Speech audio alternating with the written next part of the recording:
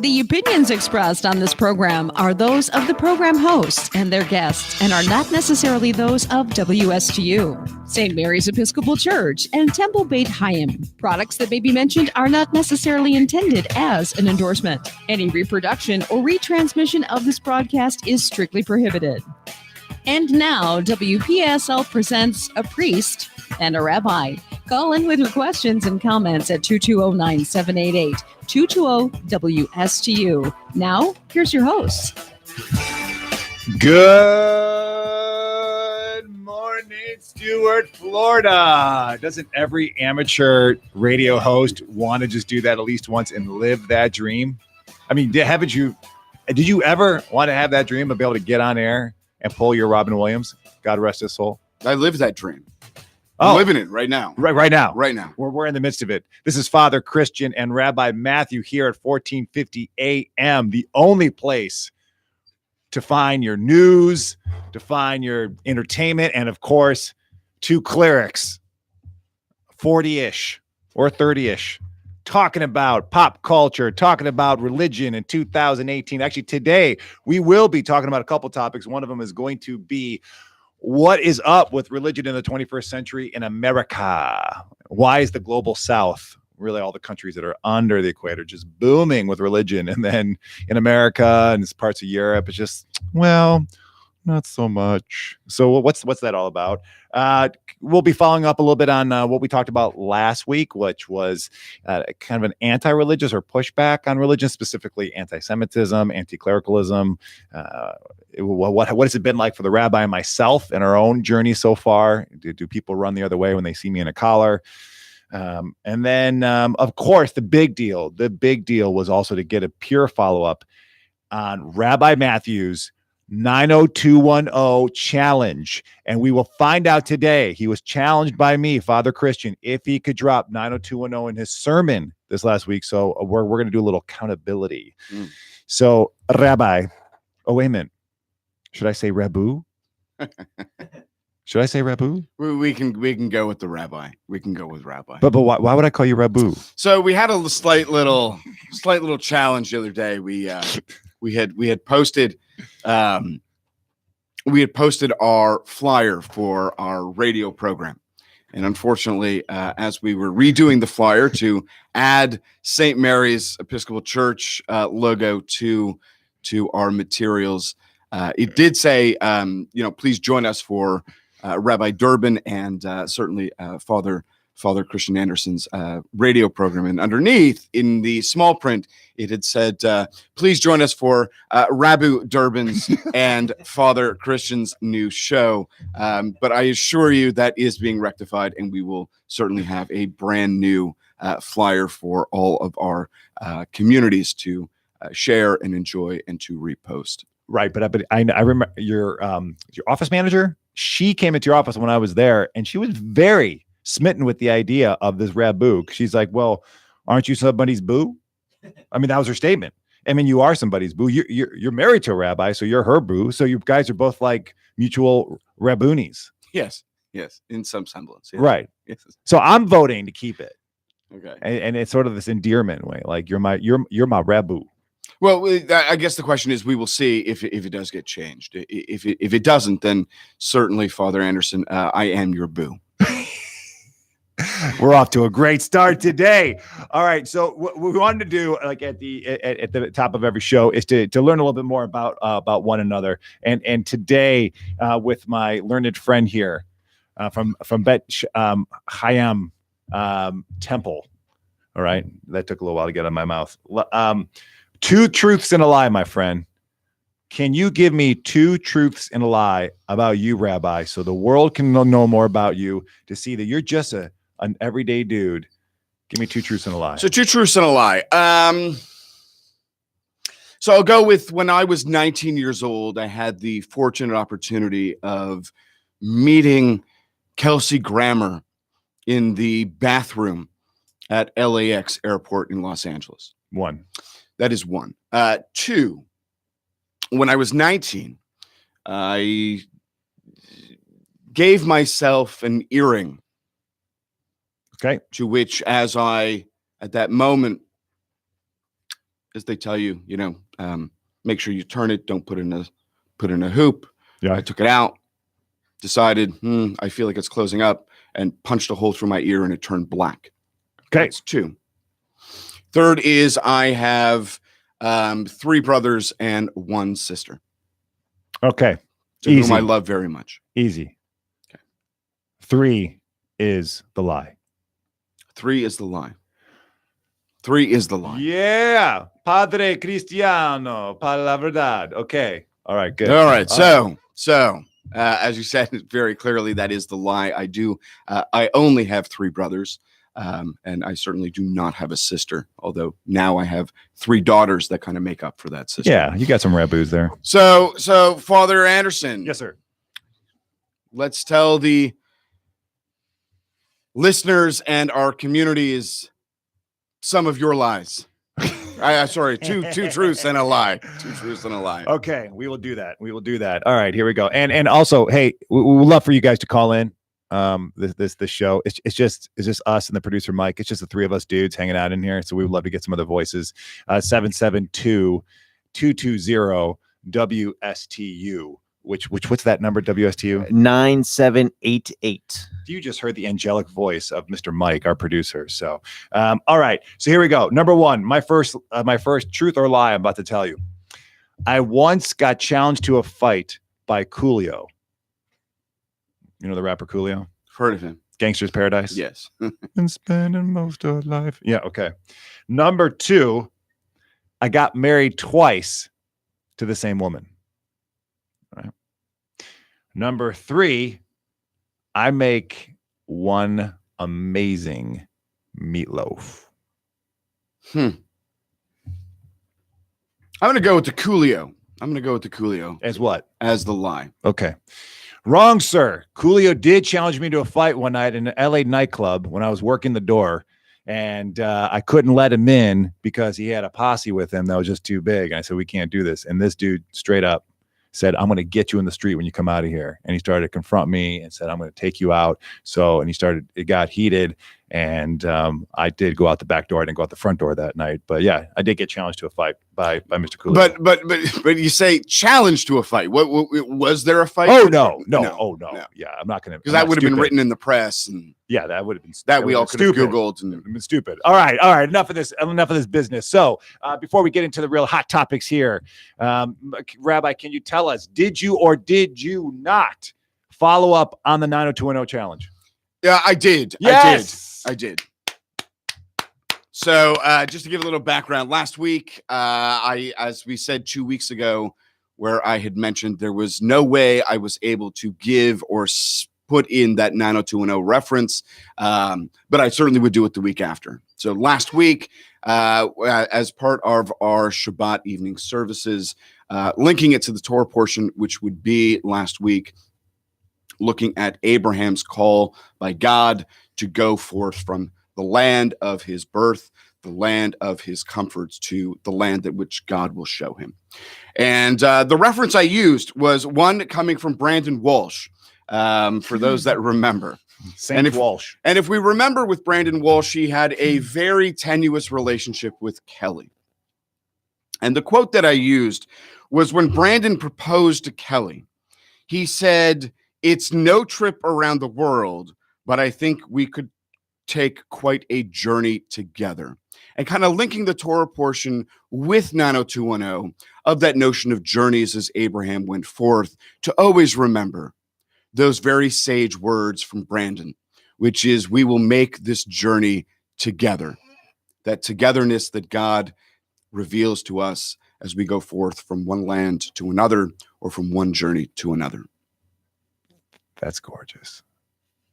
Ladies and gentlemen, if you have not found a house of worship, a spiritual place that you need to go to find your relationship with the divine, to see where God is calling you in this world, 90210 Temple here in Stewart is calling your name to lead you to the promised land. So you charged me with a very direct challenge. Uh-huh.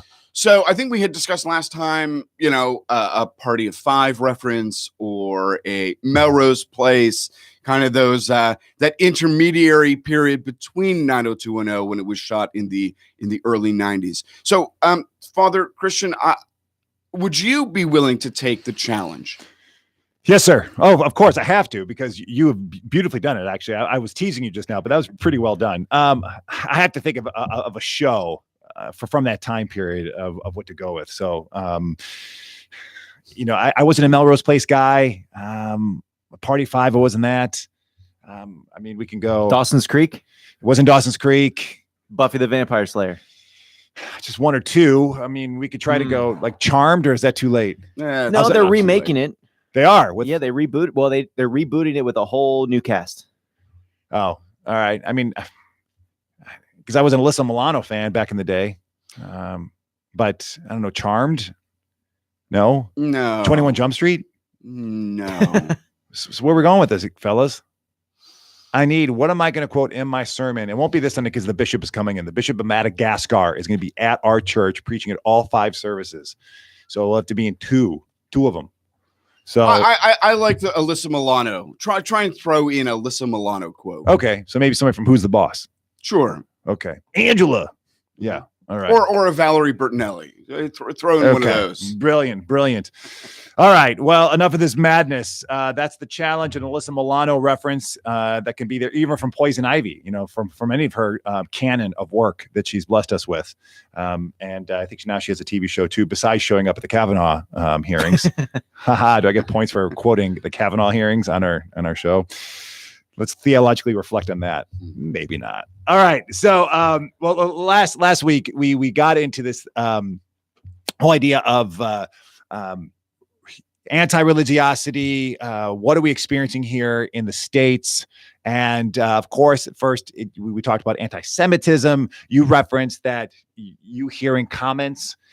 You're surprised to hear certain comments, like you hearing someone say, "Hey, I went to that bakery and I really Jewed that guy down and got it for a cheaper price," and then people even responded on our Facebook post saying, "Wow, I think I've been around people who said that, and I didn't think twice about it, because it's just unfortunately become just comfortable sometimes to use some of these references, whether it's about Judaism, whether it's about any other religion, the jokes about Islam, about ethnicities, right? They just become kind of like kind of comfortable or just acceptable, and where you could be like, when do you say, okay, hold up, what did you just say? Excuse me, so I think this woman on her Facebook page was like, my gosh, thank you for that conversation. So I wanted to follow up on that and this awareness we have sometimes. I think, racism or prejudice sometimes is I think it's a disease that's in all of us. We all got to confront it. It's all in there. We're tribalistic people. We find comfort in our tribes, whatever those tribes may be, whether it's the cool kids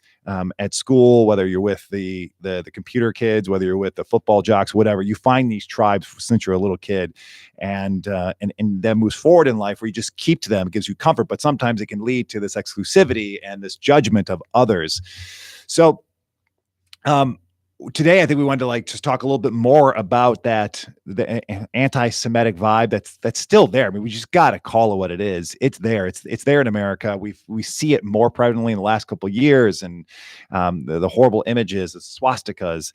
What's that like? And do you think the people of your congregation, has there been talk about that, fear, concern? Do you beef up security? I know I called you one time to say, hey, what's your security policy? Because our church needs one.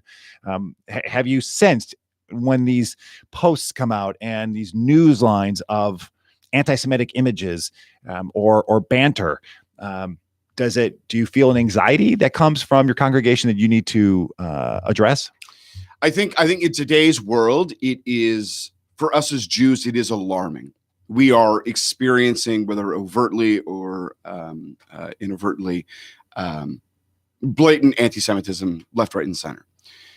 From a synagogue perspective, we do have hired security that we have on our on Friday nights, on when we have children for our religious school. We do have hired security, and a part of me that says it makes me feel comfortable knowing that we are protected as we engage community together through prayer, through worship, through social opportunities through the temple. The other side says, what type of world are we living in now that we have to have security to protect us? Years ago, when I was in Britain,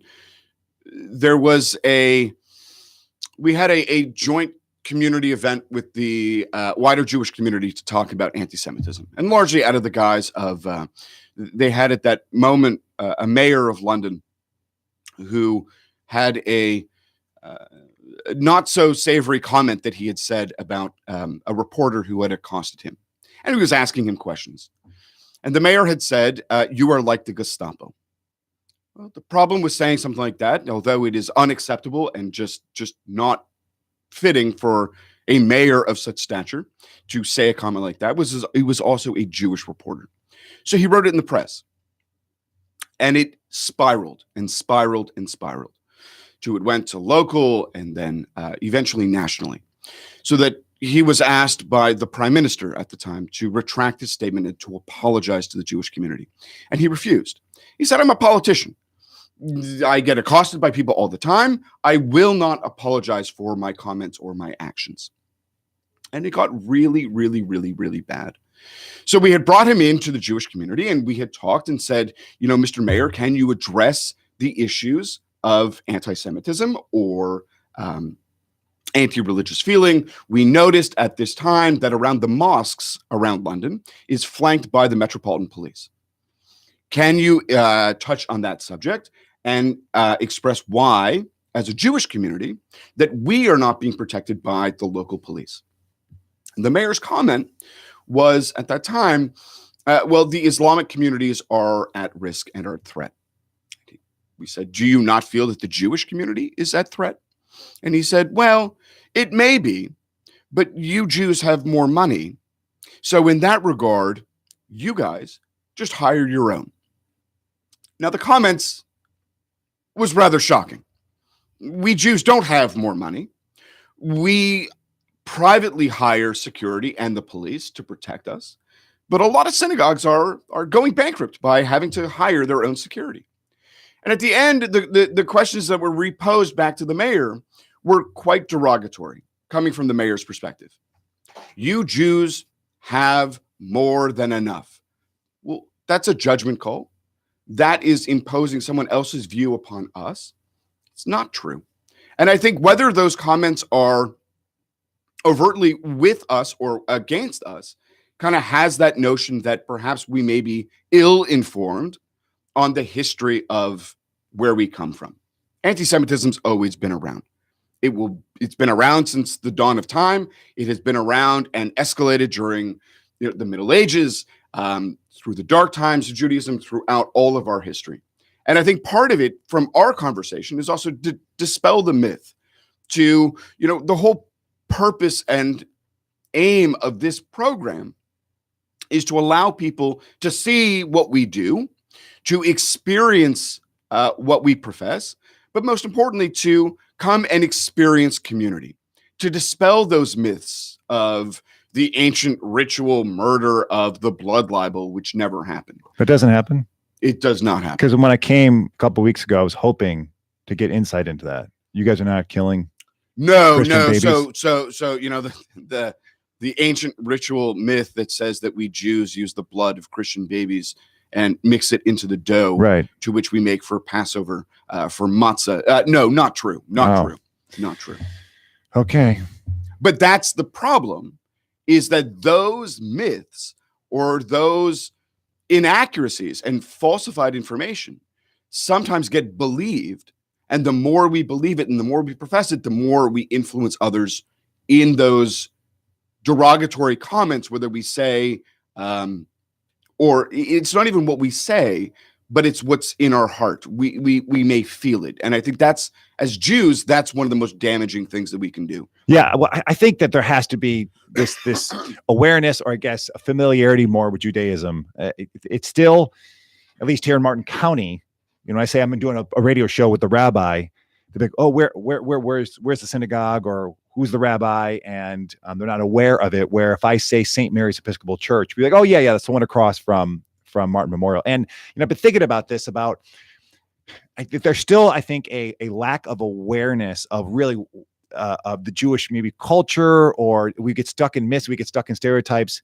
And I think part of it is because Christianity obviously is in the majority, but also it's really out in the open. Like we've talked about this, like Christianity is based on this mission to go out and proselytize and to evangelize. That's part of my baptism call as an Episcopalian, is to go out and to evangelize and to spread the word of God. So a lot of what we do is to get out there to serve the community, but also to spread the good news of Jesus Christ and to be speaking about Jesus. And we're talking about Jesus in the press. So it's everywhere. So you can see everything about Christianity, whether it's far right, far left, it's there.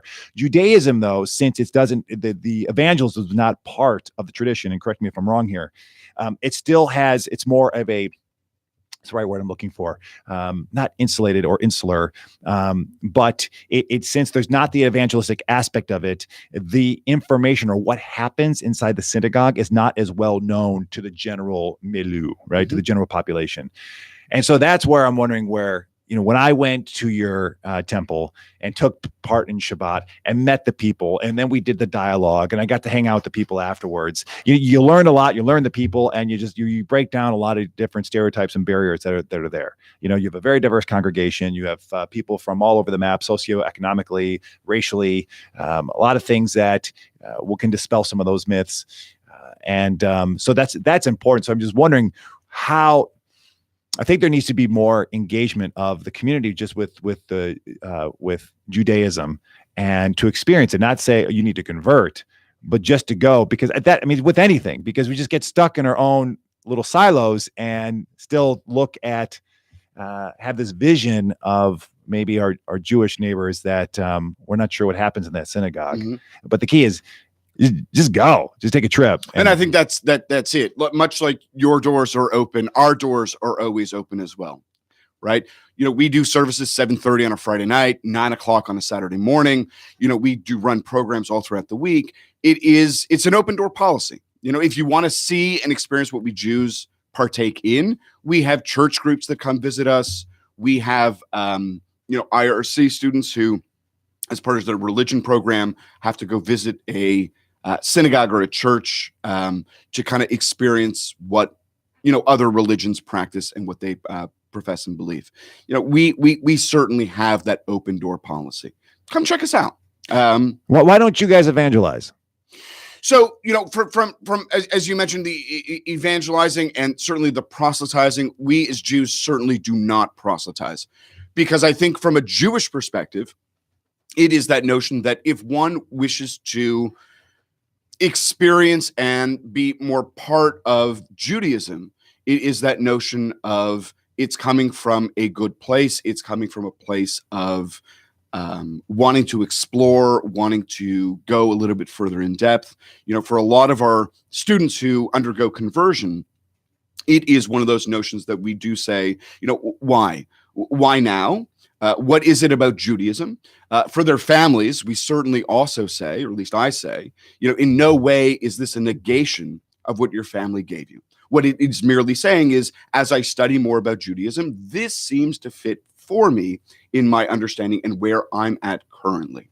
From a proselytizing perspective, we're not missionaries. We don't go out there from some semblance, we do spread the word in terms of what we Jews believe. We believe in God. We believe in faith and humanity. We believe in the goodness that God provides for us, but that we ourselves take that sacred responsibility individually. God gave us free will, but we are also created, what we say, B'Tselem Elohim, that we are created in God's image. So in that notion, when we talk from that perspective, we're really saying, at the end of the day, one of the greatest gifts that God gave us was the Torah. And the Torah itself teaches us the values, the ethics, the ways of life to live and to lead a good and deserving life. That's the message that we try and put out. It's not about, being an insular community. It's about embracing all walks of life and being able to come together as a community in prayer, in social opportunity, through social action of providing for ourselves as well as the wider community to really make a positive and impactful process through. So it's funny that the prejudices that come for Judaism are kind of the opposite of the prejudices that come for Christians. Christians will be the opposite, where we are just going to put it in your face. We can, depending on the denomination, depending on, just your take on evangelism. But people get worried when you say that you're a Christian sometimes now. I mean, it's not as extreme, obviously. I'm not equating it to Judaism, but there is, if you say you're if someone comes up to me and says, "Hey man, are you a believer?" I get worried. I'm like, oh gosh, where's this guy going with this? But is that because based on the language that one uses? Yes. Okay. Yeah. And then, but the boldness with it, right? There's a boldness with it. It's in your face. I want to tell you about Jesus Christ. I want to convert you. I want to bring you to it. That is my goal. So there's this, on one side, you have Christianity, where the one part of Christianity, which can be go door to door, go in the parks, go on the subways, go on the street corners. Anastasia and I were grabbing, we're at Cold Stone the other day, just sitting there. And these two guys came in, started just talking to us. I'm like, oh, these guys are nice and gregarious, but there were strings attached. Then came the question, do you guys know Jesus Christ? And I said, yeah, we know Jesus Christ. And he's like, okay, cool, man. All right. And then he left. So that's the only reason why he came in to talk to us, right? Was that boldness. And so let me ask you from a clerical perspective. Yeah. Clerical perspective. When somebody says that to you, do you feel that you need to go into depth on what that means for you? Have you found Jesus? Have you found God? Do you feel judged in any way? Do you feel uncomfortable? No, because if I just tell them that I know Jesus Christ, usually they'll back off, but it's almost like backing off a salesman. And I think this is what gets to the friction, or I don't go as far as a prejudice, but the worry, and people get this issue sometimes with Christians, is because I'm going to push this on you and you need to know this. And I'm creating this status here that I know something and you don't. When I lived in Chicago, the street preachers would come into the subway and they'd be sitting there preaching about, you got to find Jesus, you got to find him in your life. And I want to be like, brother, you don't know if 80% of these people on the subway car already know Jesus. But you're acting like everyone else here is lost. So I think the prejudice for Christians, and not the prejudice, but just the negativity that can attach to being a Christian, is obviously the exceptionalism, the judgment, and the righteousness. I have something that you don't, and I don't see you as an equal, because until you accept Jesus Christ and you're living into your life of Jesus Christ, then we're not equal. That's what gets communicated, which is unfortunate, because that's not what I'm reading in the gospel. I mean, I know there is a point where, yes, you're either in and you're out. You accept Jesus Christ, but there's a big part of the gospel where Jesus is meeting people exactly where they're at, inviting them into this kingdom, and doing it with love, nothing but love. Do you find as a priest that you are constantly still learning more about Jesus? Absolutely. How so? Well, just the Gospels to me, and I'm not just trying to say a trite phrase. I mean, they're just this living word. So constantly, and the Hebrew scripture, obviously, because it's talking about the Messiah and revealing more about God the Father, and learning about who Jesus was. Was he? Did he get political? I mean, that's always a discussion topic comes up. Was he fighting against Rome, and standing against what the world stands for? And is there political ramifications? His own social consciousness, his call for us to serve the marginalized, and looking at that, because there's these different theologies. You'd have to respond to people saying, if you are making more money, then maybe you're blessed. Well, is that what the scripture is saying? So learning about who Jesus was as a person, how he related to people, how he related to both genders, to both social status, how he always treasured people who were even outside of the Judaic way. So he pulled and had parables of people who are outside of the tradition. Like, what is that about? What is Jesus saying about that? About the other, about the foreigner, about the alien, about the non-religious, and saying, hey, look at that person. See what they're doing? That's how you need to act. So yeah, absolutely. I find that I'm constantly being challenged and to learn more, and not just analytically, but I think and you can relate to this. It's also then moving from my head to my heart. That's the most challenging part, is to have the living Christ, and to feel and sense and understand and listen to the living Christ inside of my heart. So, and bringing this back to our topic, this kind of conversation you and I are having right now can happen between someone like you and me. But if I was having this conversation in a Starbucks, I would be conscious, even as a priest, of the level of our voices, because I want to freak people out around us. And I don't know if that's just my own stuff, and maybe I'm missing an evangelistic opportunity and so on. But I from my journey so far in Chicago and Los Angeles, a conversation like that, people might get up and walk away. Like, oh, but do gosh. you find that in today's culture, in today's understanding, that the ability, the need for us to engage in conversations like that, but to be very cautious of the tone and our volume of our voice for who may be listening, what impact that may have on others? You're talking Chicago, certainly Los Angeles, more of an open society, a little bit more of an open society that allows for those type of conversations to happen, as opposed to where we are, which may be a little bit more conservative and a little bit more guarded. Because I know, when we have conversations, I certainly am aware of my tone. I'm also keenly aware that I have a super loud voice. We've been out to lunch sometimes. I'm like, dude. And you're like, we as Jews believe. And I'm like, oh my gosh, dude. Osceola Cafe. Mm-hmm. I'm like, man, you do evangelize. See, you do evangelize. You do. I say the volume of my voice is based on the passion that I exhibit. As we talked before, it's also about being proud. I am a very proud Jew, as I'm sure you are a very, very proud Christian. And I think it's to recognize that and to be able to, express that in certain ways, that, not to bring others in through those type of conversations, but for others to see that passion. It's a living religion. No, you're right.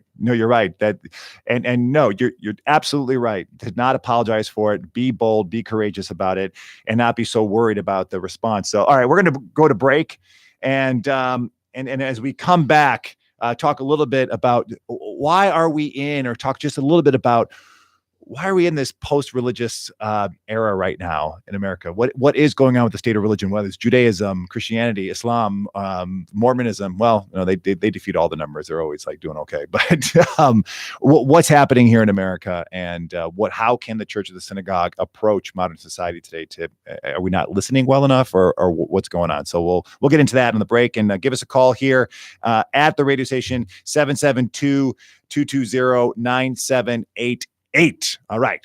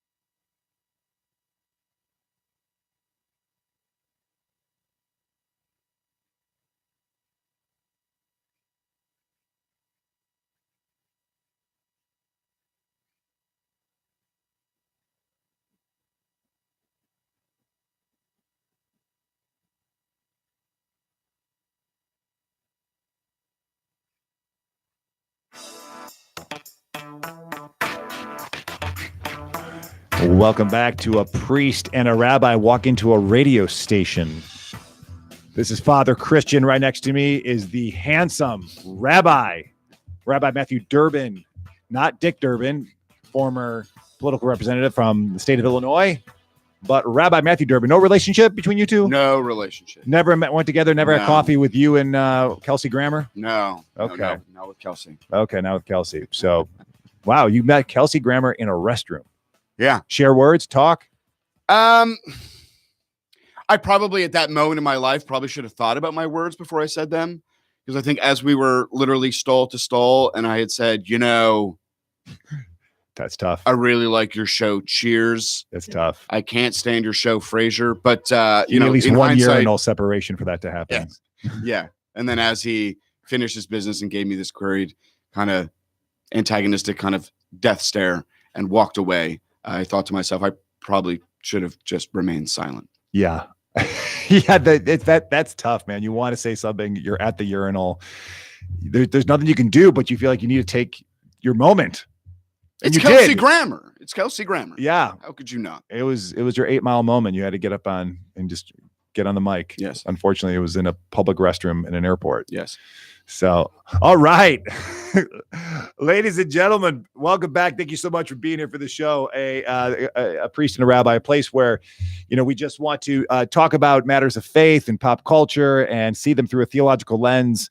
And also just show what kind of goofballs that the rabbi and the Rabbu and myself are. So if you haven't caught up on that one yet, he's now officially the Rabbu for the rest of the show, not the rabbi, because he's your boo. He's your boo, girl. All right. So, Rabbi, why? I mean, we've seen the numbers. I think our respective denominations and national networks put out these numbers. The Barna Group is a big religious study group that puts out numbers. St. Lucie County and Martin County rank both in the top 15 for the most unchurched areas in the country. As surprising as that might feel, I think one of them is in the top 5, one's in the top 10. So I think it's even beyond the top 15. And there's other parts of the country where you can see this, where bishops and leaders are dealing with, do we close a church? Do we bring two together? And you have other churches that are obviously thriving, and we have it right here in town, thriving. And fortunately, we come from congregations right now that are doing okay, that are healthy. But why do you think there's this struggle that, as the numbers show, that folks, what we have now, okay, is that we have the first generations of kids who just never gone to church. Like they just, and I don't know if it's the same thing with, but I think the question too is, are we seeing a decline in religious observance or affiliation, or for those who want to be or lack thereof of what it means to be part of a social community? I think in some semblance there is a tremendous amount of competition.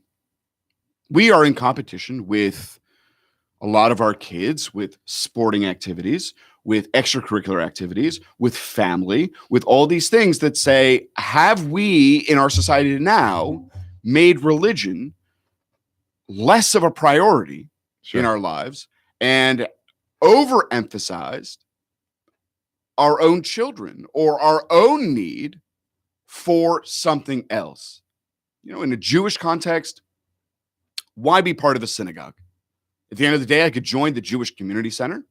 They have swimming pools. They have access to worship. They have all these social programs. I can go join a basketball league from a Jewish perspective. I can align myself with others of my own faith, that I don't need to actually be part of a synagogue.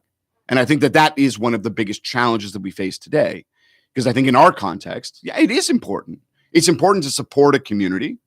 As we know, we are, besides Chabad in Palm City and St. Lucie County, we are the only, from a reform perspective, or even a progressive perspective, we're the only game in town. And not to, and again, I'm not trying to evangelize here and to, you're a pocket evangelizer, to have all of our listeners join the temple. But I think that there's something there of, what does it mean to be part of a community? It means to support the community, whether it be financially or through action and word and deed. I think it's about coming together with shared belief, shared ideas, and wanting to express that and challenge it in certain ways that feel comfortable, or that feels like I'm really being part of something that is larger than myself. It's about access. I think one of the challenges that Judaism faces today is through accessibility and through relevance. How relevant is this for me?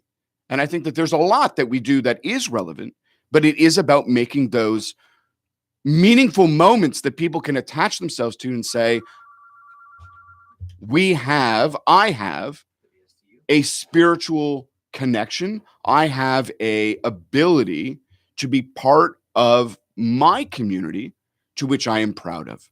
And I think that there's a lot of competition. Right. But I think all that competition will win out every time because our church, we don't have the basketball courts. We don't have a gymnastics thing. We don't have, a cheerleading thing. That's always going to be, we'll lose every time to that. But the one thing that we can promise from a Christian perspective is a personal relationship with Jesus Christ that we're going to say is going to transform your life. That's going to bring you a peace beyond all understanding. It's going to give you a understanding and a development of who you are, and bring you closer to the divine. And that peace that's beyond all understanding, that relationship with Jesus, we think it's a transformative. It's a transformative power that changes your life. If the church, and I think the church, the reason we're going to say this, if we try to sell ourselves as another congregational gathering, another community to be a part of, another great coffee hour, some good music, we're going to lose out every time. There's even as social services that we're a place that just does great in the community. There are atheists that do that 10 times better than we do. But I think the challenge that both you and I, and certainly religion, can understand today is that we are trying as best we can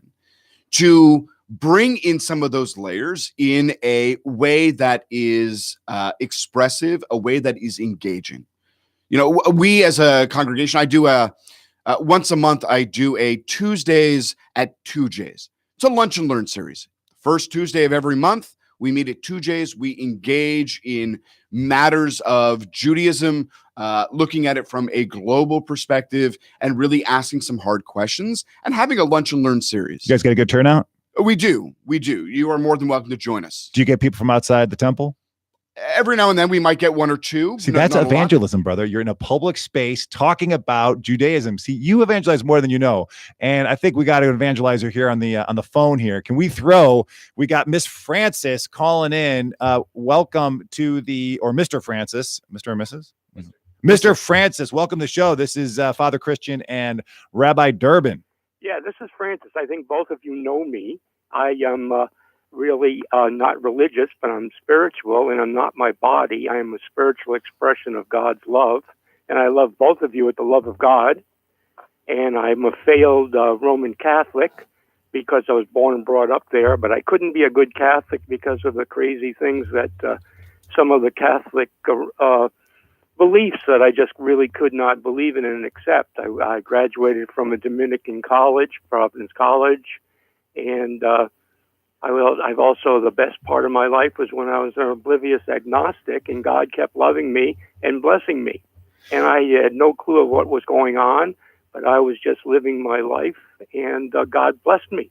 Francis, thank you so much for calling in. Let me ask you a question. Have you been over to the temple to go hang out with Rabbi Durbin before and worshiped with them? I haven't worshipped with them, but I went to an interdenominational thing one Sunday. And there was also my friend from the Methodist Church was there. And I spent a couple of hours, and I gave Rabbi Durbin my manifesto. Yes, and I've read that manifesto before. It's wonderful. And let me ask you a question, Francis. Do you prefer to find your relationship with God in a community and a committed community, and want a community that you nurture with and you go to and you're there consistently? Or do you prefer to find your relationship with the divine by yourself and on your own walk? Yes, I find it personally most satisfying on my own. And if I had to identify myself, I would probably say that I'm a Hindu bhakti. Okay. That being someone who is surrendered and totally devoted to God. And God lives in my heart. I don't have to go to a building where there are other people who are struggling and are there to sing, or just to go to church on Sunday or on Friday night. I am in church constantly. As both of you know, anytime I speak with you or meet you, I'm just loving you and appreciate you. Yes, Francis, and I can't thank you enough for calling in. You, Francis, you get the award for the very first caller to a priest and a rabbi. And I love your show. I really have God blessed me to find it 50 minutes ago, and I was absolutely glued to it. And I thought I would call and tell you what a wonderful job you're doing for God, and she is so proud of you. Well, thank you. Thank you, brother. Thank you so much, man. I appreciate for you calling in and being a part of this. And God bless you. And just have an awesome day, my brother. Amen. And I'm sure we'll see you soon. Bless us all. And bless the Muslims and bless the world. Amen. God, not just God bless America. God bless everything. Oh, yeah. We're with you, brother. We're with you, brother. All right. Love you. Love you too, man. Bye-bye. Yeah, Francis has got a great manifesto. But, that it brings up an interesting, that point, though, too, is I think, for me, that I think yoga and the 12-step program do a better job of selling transformation than the church does at times. That yoga is when you go to yoga, you're going and you're tight, you're tense, you're anxious, whatever, and you commit to weekly, daily, that there's going to be change that happens in your life, right? You go to 12-step, you hit rock bottom, you're looking for a change in your life. And the church, and I don't know if you feel this way about the temple, but the temple, the church believes the exact same thing. That's what a relationship with Jesus Christ is all about. It's about a changed heart. It's about being forgiven. It's about being redeemed. It's about being into a new life, a life of joy, of peace, of vision, of comfort, of not of comfort, but of being comforted, of healing. And a lot of times what we do is that we sell our social events and we sell the community and we sell the classes and all that stuff, which is all good. It's all being part of a community, but the cornerstone of it for us is a transformed relationship with Jesus Christ. And maybe we get too scared. But it's an interesting notion. Much like Francis had mentioned, I find God in myself. So why of the community? And I think that there's strength in community. I think that, sure, we can pray and access God in a variety of different ways on a personal level, but I think that there's also strength in being together to access the same opportunity. We have in our prayers, in our liturgy, the notion of healing. We have a prayer for healing, and in some semblance, it's appealing to God to heal my family, my relative, my neighbor, my member of my community. To which, well, what if God doesn't heal? And is God a miracle worker? Or are we just the conduit to express our attachment to one who is ill? We could say the names of our members to whom we are connected with. We could say it silently. But I think that there's strength in community coming together to say, I am praying on your loved one's behalf. God may heal. God may give us comfort. God may give us support. But at the end of the day, the greatest support that we have are those among us who are saying to you, you are not alone. You have a community who cares for you, sure, who is thinking about your loved one. Right.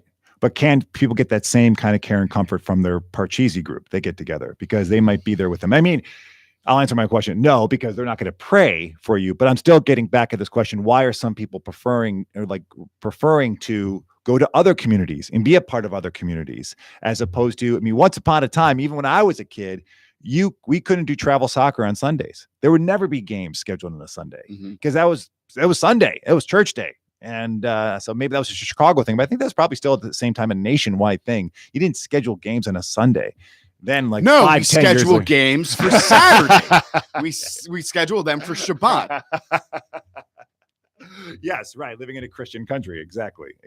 We have programs throughout the country for school-wide programs that happen to be on a Friday night.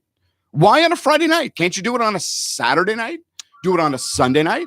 Why the Friday night? Now, I get it from a non-religious perspective, but if we are inclusive and we are sensitive to others around the world and to other faiths, then it's, as Jews, we celebrate Shabbat on a Friday evening.